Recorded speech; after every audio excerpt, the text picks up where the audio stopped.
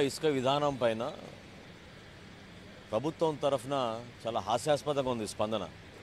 ఒక అధికారిని ఉపయోగించుకుని ప్రెస్ కాన్ఫరెన్స్ పెట్టడం అనేది నాకైతే సమంజసం అనిపించడం లేదు. దీనికి సమాధానం చెప్పాల్సింది ముఖ్యమంత్రి గారు. ఎందుకంటే 151 ఎమ్మెల్యేలు వాళ్ళ నియోజకవర్గాల్లో వాళ్ళ దగ్గర ఉన్న రీచులు వీటన్నిటినీ ప్రైవేటీకరణ చేసేసి ఆయన సొంతంగా డైరెక్ట్గా ఈ కంపెనీతోటి ఏం మాట్లాడుకున్నారో మాకు తెలియాలి, మీ శాసనసభ్యులు కూడా తెలియాలి. దాన్ని మేము ప్రశ్నించాం. ఎందుకు మీరు పారదర్శకంగా జరిగిన ప్రక్రియ ఏంటి, దీని గురించి ఒక శ్వేతపత్రం విడుదల చేయండి. గతంలో ఏం చెప్పారు మీరు క్యాబినెట్లో తీర్మానం చేసినప్పుడు?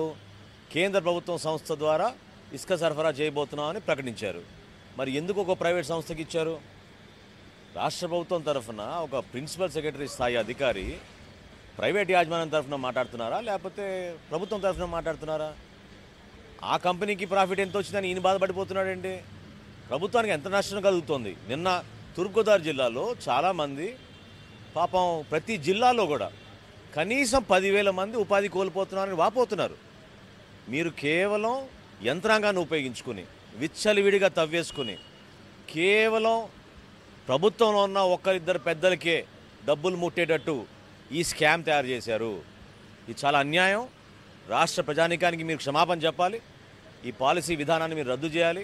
నేను ప్రశ్నించేది ఒకటే జనసేన పార్టీ నుంచి, అదేంటంటే పోలీస్ యంత్రాంగం, రెవెన్యూ యంత్రాంగం, పంచాయతీరాజ్ శాఖ, దీంతోడు 151 ఎమ్మెల్యేలు, ఒక ముఖ్యమంత్రి గారు ఇంతమంది పర్యవేక్షించినప్పుడు 3 సార్లు మీరు కొత్త విధానం తీసుకొచ్చారు.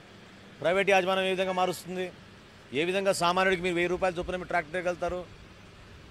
ఈరోజు ఇల్లు కట్టుకోవాలన్నా, ఒక భవన నిర్మాణం జరగాలన్నా కనీసం అందుబాటులో ఉండేటట్టు ధరని మీరు తీసుకురావాలి ఇసుకని. ఇదేదో మీరు ఓ చోట ప్రొడక్షన్ చేసింది కాదు. ప్రకృతి సంపద, మన ఆస్తి, దాన్ని మీరు గౌరవించాలని జనసేన పార్టీ నుంచి మేము డిమాండ్ చేస్తున్నాం.